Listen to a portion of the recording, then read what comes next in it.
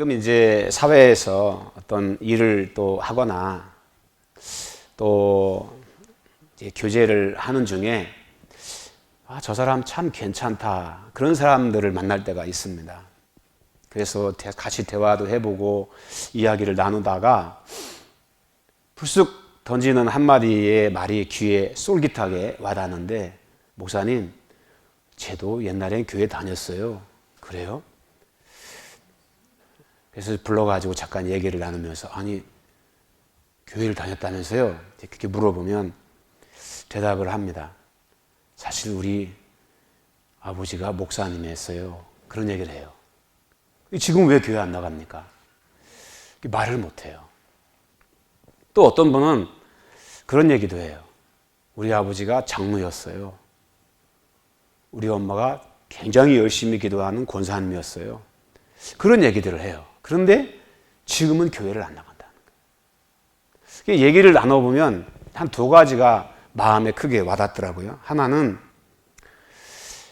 어릴 때부터 교회에서 자라다 보니까 교회 문화에 젖어서 그렇게 살아도 되겠지라고 하는 안일함이 그 안에 하나 있고, 또 하나 중요한 원인이 있더라고요. 그게 이제 오늘 설교의 내용과 깊이 연관이 되어 있습니다. 오늘 본문은 이스라엘 백성들이 그 가나안 땅에서 쫓겨가서 바벨론에 끌려가 포로 생활을 하고, 예레미야가 예언한 대로 70년이 돼서 1차, 2차, 3차에 걸쳐서 포로가 예루살렘으로 귀환하는 이제 그런 상황입니다. 에스라가 마지막 3차 포로 귀환 때 예루살렘으로 다시 돌아왔는데요. 근데 이 포로 귀환이라고 하는 것이 단순하게 노예에서 풀려 자유케 된다라고 하는 개념이 아니라, 그들이 예루살렘에 돌아올 때에는 그들의 그 마음속에 강한 응집력 있는 하나의 동기화된 생각이 있었는데, 그게 뭐냐면 영적 회복에 대한 힘이 강력하게 그들 안에 역사할 때였다는 거죠. 왜냐하면 바벨론에 끌려가서 그들이 왜 노예 생활을 했는지, 왜 고통스러운 삶을 살게 될 수밖에 없었던지에 대한 그 이유를 그 포로로 끌려간 그 땅에서 그들이 깨닫고 돌아오는 과정에 있다 보니까 어떤 신앙과 종교성에 대한 개혁이 가장 강력한 그런 동기가 그들 마음속에 있을 때라는 거죠. 그래서 그들이 성전을 건축하고 성벽을 쌓고, 그 후에 에스라가 돌아와서 이제 영적 회복에 대한 가장 강력한 힘이 발휘될 때인데요. 그래서 이제 1절의 내용에 보면 이제 그런 과정에서 이런 일이 생깁니다. 이 일 후에 방백들이 내게 나와 이르되, 이 방백들이 와서 에스라에게, 당시 영적인 지도자죠, 와서 이야기를 이제 하는 겁니다. 2절에 뭐라고 말하냐면, 그들의 딸을 맞이하여, 그들은 누구 딸이죠? 모압과 암몬과 가나안 안에 있는 족속들, 그런 7 족속에 대한 하나님이 하라고 하셨던 그 족속들의 딸들을 얘기하는 거예요. 그들의 딸을 맞이하여 아내와 며느리를 삼았다. 누가 그렇게 했다는 거예요? 이스라엘 백성들이 그렇게 했다는 거잖아요. 그렇죠? 이방 여인을 자기 며느리로 맞아들이고 아내 삼는 게 뭔 큰일이냐, 그게. 근데 그게 큰일이기 때문에 와서 이르는 거예요, 지금. 그들의 딸을 맞이하여 아내와 며느리를 삼아 거룩한 자손이 그 지방 사람들과 서로 섞이게 하는데, 방백들과 고관들이 그 죄에 더욱 으뜸이 되었다 하는지라. 이 얘기를 에스라가 듣습니다.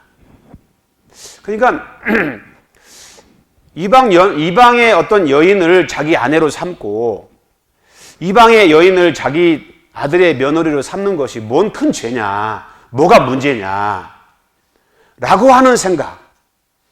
그래서 대수롭지 않게 그 아내를 삼고 며느리를 삼았는데, 근데 에스라가 이야기를 듣고 에스라는 그 방백들의 이야기에 소스라치게 놀라면서 극단성 있는 행동을 해요. 본문에 보면 그렇게 말씀하죠. 3절에 내가 이 일을 듣고 속옷과 겉옷을 찢고 머리털과 수염을 뜯으며 기가 막혀서 하나님의 성전 앞에 앉아 있었다. 그렇게 얘기를 하는 거예요. 여러분, 뭐든지 모르면 그냥 넘어가잖아요. 근데 아는 사람들은 그냥 넘어가질 않죠. 에스라가 지금 그런 거예요.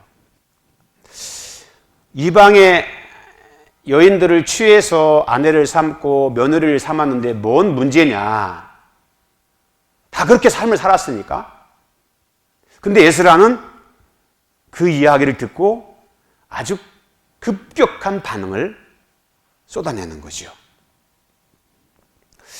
에스라가 그렇게 극단적인 행동을 할 수밖에 없었던 이유가 12절에 보면 거기 한번 보세요. 12절 같이 한번 봅시다. 그런즉 너희 여자들을 그의 아들들에게 주지 말고 그의 딸들을 너희 아들들에게 데려오지 말며 그들을 위하여 평화와 행복을 영원히 구하지 말라. 그리하면 너희가 왕성하여 그 땅의 아름다운 것을 먹으며 그 땅을 자손에게 물려주어 영원한 유산이 물려주게 되리라 하셨나이다. 그런데 어떻게 했다는 거예요? 우리의 악한 행실과 큰 죄로 말미암아 이 모든 일을 당하였사오니.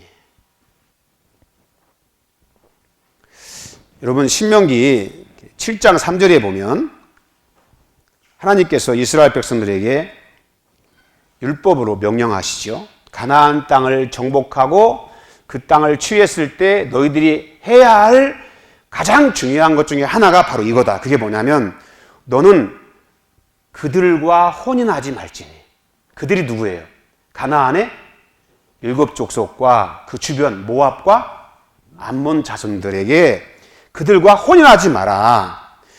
내 딸을 그의 아들에게 주지 말 것이고 그의 딸도 내 며느리로 삼지 말 것은 그가 내 아들을 유혹하여 그가 여호와를 떠나고 다른 신들을 섬기게 하므로 여호와께서 너희에게 진노하사 갑자기 너희를 멸하게 하시니라. 출애굽기 34장 16절에도 동일한 메시지가 기록되어 있는데요. 그런 말씀입니다. 또 내가 그들의 딸을 내 아들의 며느리로 삼음으로 그들의 딸들이 그들의 신을 음란하게 섬기며 내 아들에게 그들의 신들을 음란하게 섬기게 할까 함이라. 그렇기 때문에 이방 여인들을 아내나 며느리로 삼지 마라. 하나님께서 금기 명령을 이스라엘 백성들에게 베풀어 주신 거예요.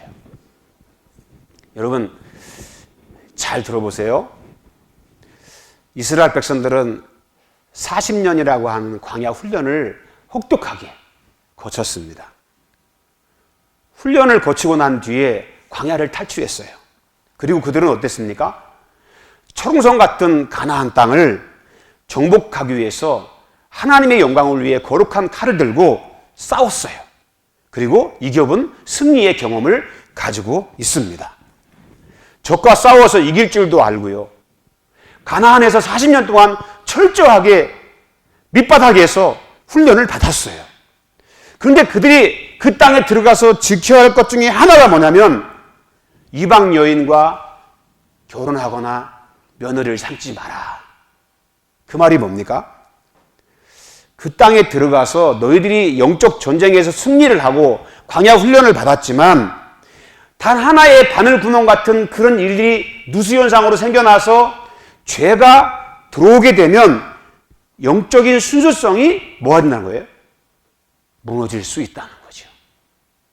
40년 동안 광야 훈련을 받았어도 31의 왕을 쳐서 전쟁에 승리를 한 하나님의 놀라운 이적과 기적을 그들이 체험하고 경험했지만 이방 여인들을 아내로 맞아들임으로 인해서 너희들이 가지고 있는 영적인 순수성이 훼손되고 오염될까 봐 하나님은 이방 여인을 절대로 집안의 며느리로 받아들이지 말고 아내를 삼지도 말아라.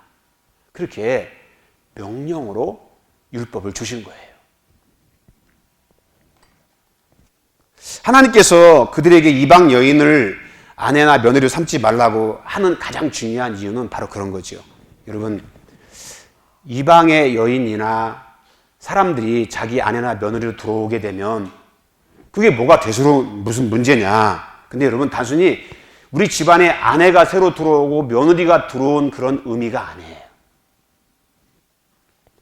모압이나 암몬이나 가나안의 7족속의 이 사람들은 하나님이 가장 가증히 여기는 인신 제사와 우상 숭배와 자기 쾌락을 위해서 죄를 서슴지 않고 범했던 음란하게 인생을 살았던 사람들이었습니다. 그래서 며느리가 들어온다라고 하는 것, 아내가 들어온다라고 하는 것은 단순하게 사람이 들어오는 개념을 넘어서 그런 인신 제사를 드리고 우상을 숭배하고 하나님을 거역하는 더러운 죄악을 일삼아도 그들은 그 문화 속에 젖어 살다 보니까 그것이 하나도 문제가 안 되는 거예요. 그 사람이 들어오는 거예요. 그런 인생관을 가지고 그런 영적인 가치관을 가진 사람이 내 집안에 며느리로 아내로 들어오는 거예요. 그래서 어떤 일이 벌어집니까? 제사나 우상숭배를 하면 그런 문화에 젖어있던 사람들은 어떤 거예요? 야, 큰일이다. 야, 이게 문제다. 이렇게 생각을 하질 않아요. 어떻게 합니까? 우상숭배하고 죄를 지면 당연하게 여겨요. 안일하게 상황을 대처하는 거죠. 하나님이 기뻐하지 않는 것들을 하는 것을 볼 때 하나님이 기뻐하지 않는 일을 기뻐하지 않는 사람은 그런 일을 보면 야, 큰일이다 이렇게 생각해요. 그런데 가나안 문화에 젖어 인생을 살았던 사람들은 뭐 주일날 예배 안 드리고 놀러 가면 어때? 뭐 교회 갈 수도 있고 안 갈 수도 있지? 이런 사고방식에 젖어 있던 사람들이 교회에 와서 신앙생활을 하게 되면 여러분 어떻게 되겠어요? 그런 사람들이 내 집에 며느리로 들어오고 아내로 들어왔어. 그러면 어떻게 되겠어요? 아, 굳이 오늘 교회 가야 돼? 다음 주에도 갈 건데 오늘은 좀 어디 가자. 이렇게 할 수 있다는 거잖아요. 그럼 남편이 어떻게 되겠어요? 어릴 때부터 교회를 다녔지만 신앙생활 했지만 나도 모르게 서서히 거기에 오염이 될 수 있다는 거죠. 오염이 될 수 있다. 당연히 여기는 사람과 같이 있으면 의가 불의를 이기는 것이 아니라 하나님이 기뻐하지 않는 사람이 서서히 나도 모르게 물들어가서 결국은 죄악을 행하여도 아무 문제의식이 없는 사람처럼 되어버린다. 이게 문제인 거죠. 이게. 그래서 여러분, 하나님께서 혼인을 금하신 이유가 뭐냐면 이렇게 혼합되고 섞이게 되면 결국은 불의가 의를 이겨서 종이 되어버리기 때문에 그만큼 세상은 여러분 어떻습니까? 강하죠. 세상은 강해요. 하나님께서 신명기 7장 26절에 그렇게 말씀하셨어요. 너는 가증한 것을 집에 들이지 마라. 너도 그것과 함께 진멸당할까 하노라. 그것을 멀리하며 심히 미워하라. 그것은 진멸당할 것이니라. 집안에 그런 불의한 것을 들이지 말라는 거예요. 왜? 너도 그와 함께 진멸당할까? 하나님께서 염려가 되기 때문에 그렇게 하지 말라는 거예요. 그래서 결혼이라고 하는 것은 그냥 단순히 사람이 들어오는 수준을 넘어서 다른 세상의 가치관을 가진 사람이 들어와서 함께 살아가면서 함께 지내다 보니 여러분 선은 악에 지지 않아요. 그러나 선이 악에 서서히 물들기 시작하면 선이 결국은 악이 되는 거죠. 그게 문제인 거예요. 하나님께서 이스라엘 백성들에게 율법을 통해서 누누이 이런 사실에 대하여 강조하고 모세를 통해서 또 강조합니다. 강하게 훈련을 받았어요. 전쟁에서 싸워 이긴 경험도 있어요. 그런 화려한 영적인 전적이 이력으로 남아 있어요. 그런데 세상의 문화에 동화돼서 영적인 순수성을 무너뜨린 채 세상 속의 사람과 똑같이 살아가는 영적인 오염의 현상이 생기다 보면 결국 그 땅을 정복해 들어간 이스라엘 백성들이 그 죄악으로 인해서 너도 똑같이 멸망을 당할 수 있기 때문에 이방의 여인들을 취하여 드리지 마라. 하나님께서 그렇게 말씀을 하시는 겁니다.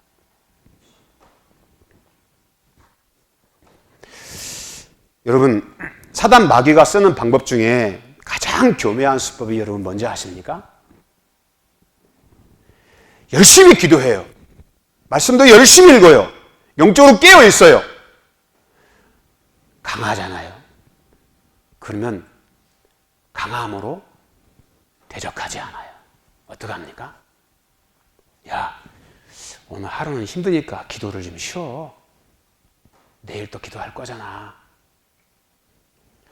뭐 매일 말씀 읽냐? 하루 말씀 안 읽는다 큰일 나? 오늘은 그냥 적당히 좀 피곤하니까 좀 쉬어. 강하면 마귀는 바로 대적하지 않아요. 어떡합니까? 사단에 굴복되지 않을 때는 선을 가진 사람에게 서서히 아주 작은 것에서 타협을 하게 만듭니다. 작은 것에서 바늘구멍 같은 영적인 누수 현상이 일어날 수 있도록 작은 것에서 영적인 타협을 하게 만들어요. 그래서 그 사람의 심령을 오염시켜요. 그 사람의 인격과 믿음을 더럽혀요. 죄로 물들여요. 서서히 자신도 모르게 그렇게 동화돼서 하나님 앞에 불의한 자로 만들어요. 예수 믿는 사람은 강력한 힘이, 그 힘의 권세가 무너질 때가 언제냐면 영적인 순수성이 소멸될 때예요.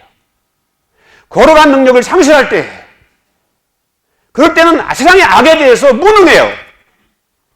세상의 불의에 대해서 아무런 힘이 없어요. 그냥 세상과 똑같아져요.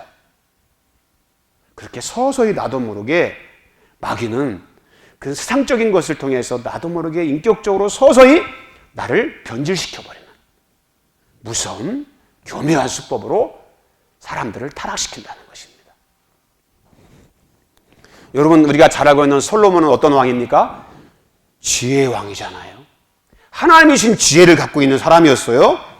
근데 솔로몬은 이방 여인이라고 하는 혼인 정책을 받아들이고 용인을 하게 됩니다. 그래서 우리가 성경을 읽어보면 어떻습니까? 첩과 비빈 합해서 1000명의 여인을 자기 아내로 삼았어요. 솔로몬이 그런 혼인 정책을 추구했을 때 그는 그런 생각을 했을지 몰라요. 나는 다른 사람은 몰라도 하나님의 지혜를 가진 사람이야. 나는 영적으로 강력한 믿음의 사람이야. 나는 절대로 죄에 물들이거나 우상을 숭배할 이유가 없어. 나는 절대로 세상과 타협하지 않아. 그런 자신만만한 자기 마음속에 그런 힘이 있었는지 몰라요. 그런데 여러분 어떻습니까? 첩과 비빈을 그렇게 많이 두면서 솔로몬이 그가 성경에 보여진 그의 모습은 애굽 여인을 위해서 행각을 지어주고 이방 여인을 위해서 궁을 지어주고 그 궁에서 이방 여인들이 자신들이 나라에서 섬겼던 그 모습을 제사하고 모압신을 제사하고 이방 우상의 그런 것들을 제사하기 시작하잖아요. 암암리에 그것을 보는 시녀, 그것을 봤던 백성들은 다 자기 땅에 들어가서 야, 궁전에서 이런 일이 있었어. 여호와 하나님보다 이게 더 우수해. 그러면서 영적으로 서서히 타락해가는 거죠.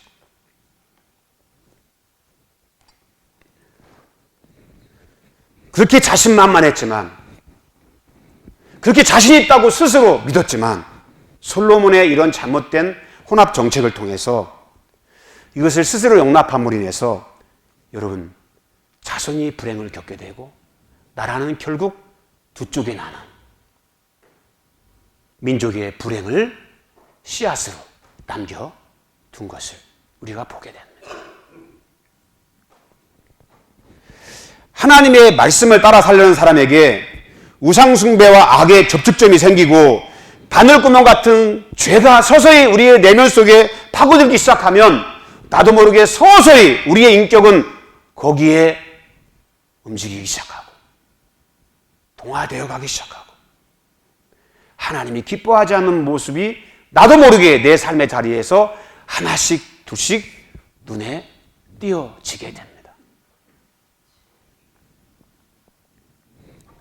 그런 영적인 현상을 에스라는 말씀을 연구하는 학자다 보니까 잘 알았어요. 말씀을 많이 하는 사람들은 그런 영적인 자각이 있는 것 같아요. 그래서 어떡합니까? 백성들의 이러한 죄악, 왜 나라가 망했고 왜 민족이 이런 이방 나라에 끌려가서 70년 동안 나라의 이런 서름 속에서 노예로 고통을 받고 포로 생활을 해야 했는지에 대한 분명한 이유를 에스라는 알고 있었기 때문에 이런 이방 여인을 또 며느리 삼고 아내 삼는 이스라엘 백성들과 방백들이 오히려 앞장서서 고관들이 그런 일을 행하는 걸 보면서 분노하지 않을 수밖에 없는 거죠. 에스라가 머리를 쥐어뜯고 시험을 뽑으면서 하나님의 성령 앞에 오늘 성경 본문에 보면 기가 막혀서 말이 안 되는 짓을 했다는 거잖아요. 그래서 어떡합니까? 하나님 앞에 그가 가슴을 치며 회개의 모습으로 나아가는 거죠. 13절, 14절에 보면 이러한 이스라엘 백성들의 죄악의 결과가 얼마나 무서운 파급된 결과를 가져왔는지 그런 얘기를 합니다. 13절, 14절 말씀 보면 우리의 악한 행실과 큰 죄로 말미암아 이 모든 일을 당하였사오니 우리 하나님이 우리 죄악보다 형벌을 가볍게 하시고 이만큼 백성을 남겨두셨사오니 우리가 어찌 다시 주의 계명을 거역하고 이 가증한 백성들과 통혼을 하리이까? 그리하면 주께서 어찌 우리를 멸하시고 남아 피할 자가 없도록 진노하지 아니하리이까? 에스라가 문제에 대해서 분명하게 이야기를 하는 겁니다. 이스라엘이란 나라가 죄악으로 이 죄악의 이유 때문에 나라가 멸망당했다는 것을 에스라는 너무나 잘 알았기 때문에 일반 백성들은 당연히 여겼던 일상의 삶을 여러분 에스라가 강력하게 하나님 앞에 회개하면서 문제 제기를 하는 거예요. 나라를 무너뜨리는 무서운 죄악, 그것은 다른 게 아니라 이방 여인들을 며느리로 아내로 삼아들여서 그들이 영적인 누수현상을 만들어내고 점차 아내와 남편이 마음이 변질되어 가고 그래서 조금씩 이런 죄성이 커져가는 이 나라의 영적인 오염현상을 보면서 에스라는 심각하게 문제 제기를 하는 거예요.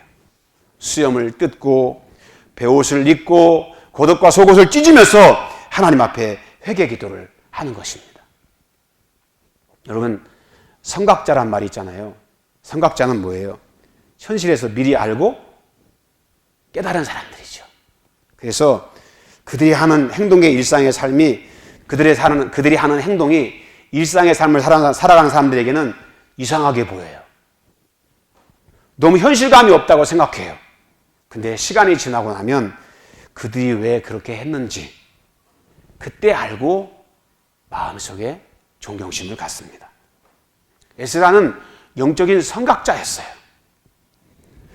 이스라엘 백성들의 멸망의 이유와 원인이 뭔지를 알았고 이런 죄를 반복하게 된다면 다시 나라를 잃는 슬픔 속에서 고통을 받을 거라는 것을 에스라는 알았기 때문에 그 죄에 대해서 제동을 걸고 회개하고 애통해하면서 이스라엘 백성들 앞에 그가 선 거예요. 많은 사람들이 영적인 지도자인 에스라가 그랬을 때 어떡합니까? 하나둘씩 모이기 시작하면서 백성들의 마음속에 에스라의 그 통안의 애통한 마음이 전이가 돼요. 많은 사람들이 그 광장에 모여서 성전에 모였을 때 비가 억수같이 왔어요. 하나도 떠나지 않고 에스라가 회개하는 그 자리에 그들이 함께합니다. 그럴 때 에스라가 10장 10절에서 한번 우리 같이 한번 읽어봅시다. 10장 10절 11절 그들에게 이제 선포하죠. 같이 한번 읽어봅시다. 시작. 제사장 에스라가 일어나 그들에게 이르되 너희가 범죄하여 이방 여자를 아내로 삼아 이스라엘의 죄를 더하게 하였으니 이제 너희 조상들의 하나님 앞에서 죄를 자복하고 그의 뜻대로 행하여 그 지방 사람들과 이방 여인을 끊어 버리라. 뭐 하라고요?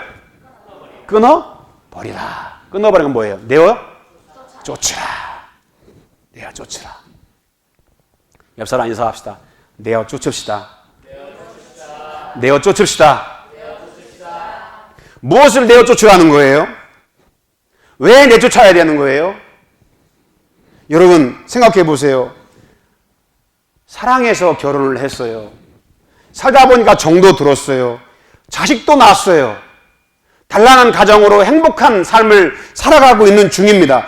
그런데 하나님께서 에스라를 통해서 뭐라고 합니까? 끊어 버려라.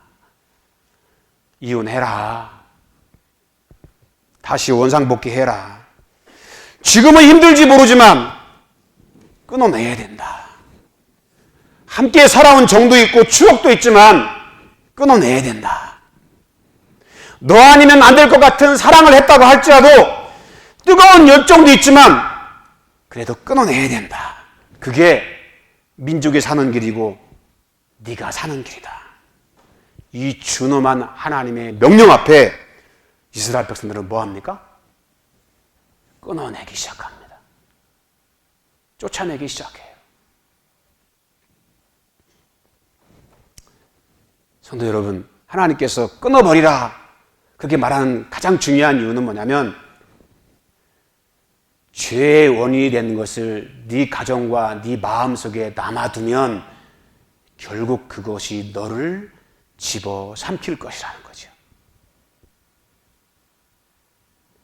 그것이 좋기 때문에 정도 들고 사랑했기 때문에 편안하고 내 마음에는 어느 정도 만족감이 있을지 모르지만 그런 죄의 단초가 되는 것을 남겨두면 언젠가는 너는 이스라엘 백성들이 멸망했던 것처럼 그렇게 내 자신의 인생이 끝장날 수도 있다는 것을 말씀하시는 거예요.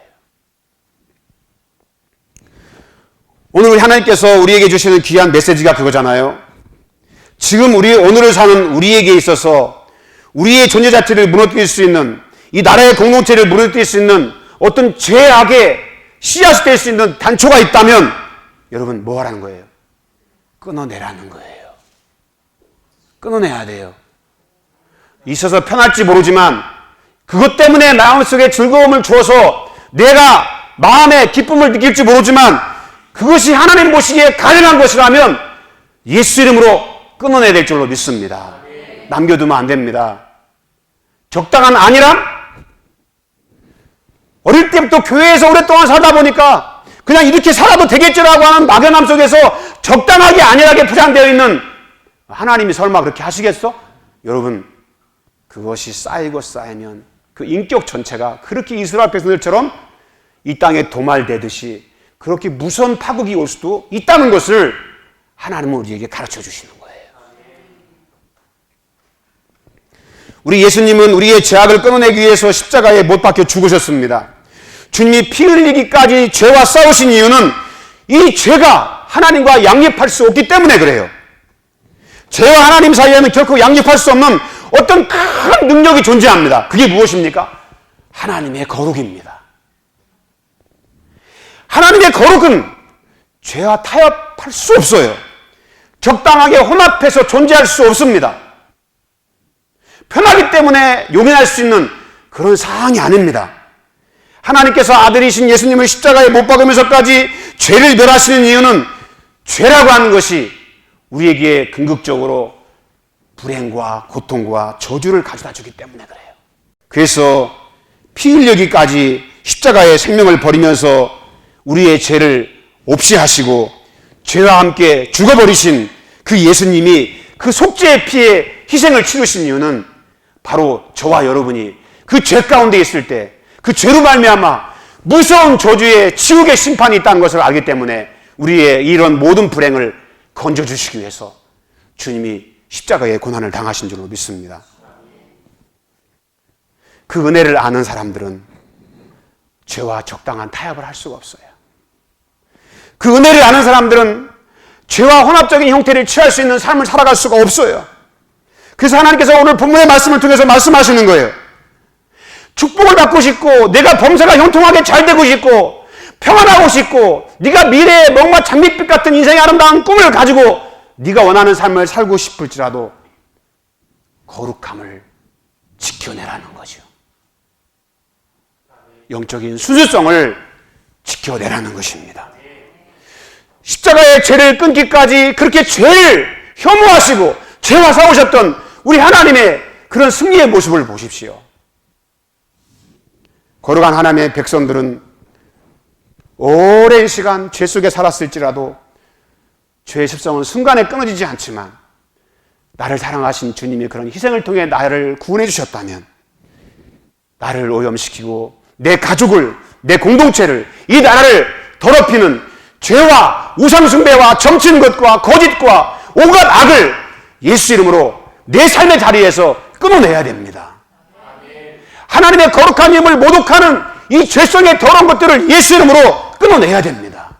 그것이 나라가 사는 길이고 이민족이 사는 길인 줄 믿습니다. 지금 이민족은 의와 불의가 싸우고 있습니다. 하나님의 의는 고난을 받습니다. 그러나 반드시 그 의는 승리할 줄로 믿습니다.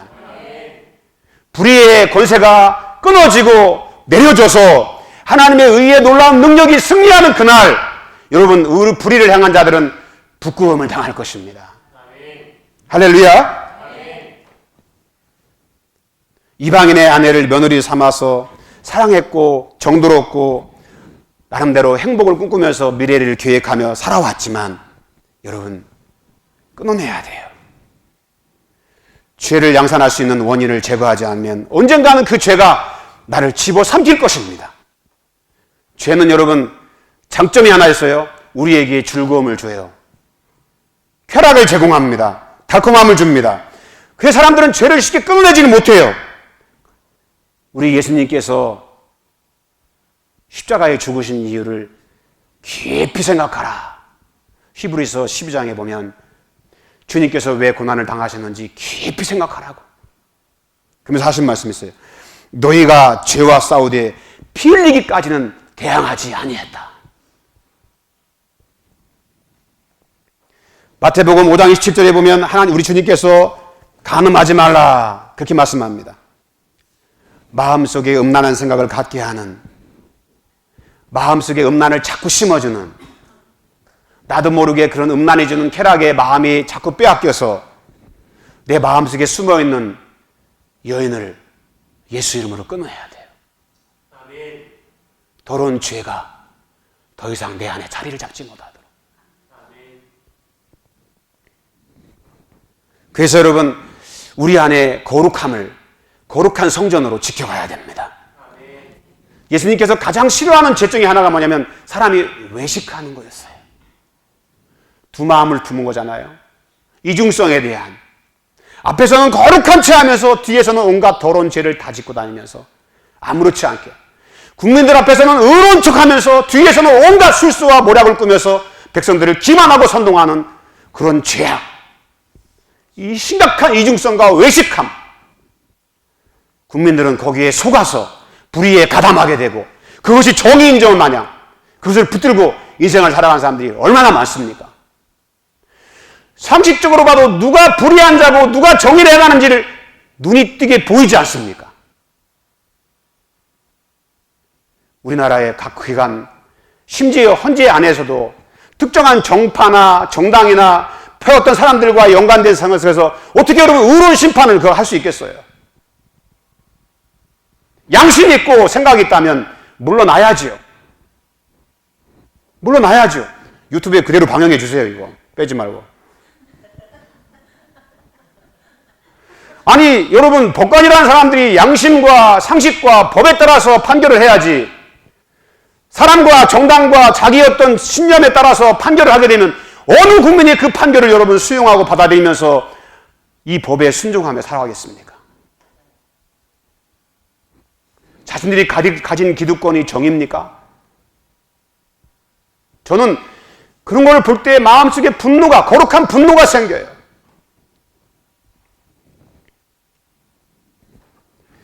적당한 외식, 잘못된 자기 생각을 가지고 그 생각을 정당화하기 위해서 온갖 불의와 편법을 동원하는 이 시대의 거짓, 여러분 예수 이름으로 끊어져야 될 줄로 믿습니다. 하나님의 정의가 살아야 될 줄로 믿습니다. 그래야 이 나라에 소망이 있습니다. 우리의 가정도 내 심령에서도 나도 모르게 자꾸만 어떤 죄가 주는 달콤함에 내 마음이 빼앗겨가고 그것과 적당히 타협하면서 그것을 용인하게 되면 솔로몬 같은 짝이 나는 거예요. 나 자신이 여러분 주님의 십자가 앞에 끊어야 할 것을 끊어내는 저와 여러분 될 수 있기를 바랍니다.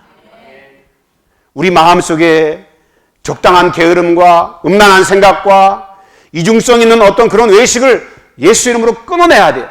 하나님 앞에 정직해야 돼요. 하나님, 제가 이런 사람입니다. 이런 죄인입니다. 하나님, 정직해야 돼요. 죄를 지어서도 정직하면 삽니다. 왜? 하나님은 그 중심을 보시기 때문에. 그래서 여러분, 우리 시혜산교회 성도님들은 정말 어떤 우리의 삶 속에 하나님 기뻐하지 않는 가정한 것들을 예수님으로 끊어내고 날마다 거룩한 능력으로 주님과 믿음으로 동행하는 저와 여러분 될 수 있기를 주의 이름으로 축원합니다. 그런 믿음의 능력으로 승리해가는 우리 모두가 되기를 주의 이름으로 축원합니다.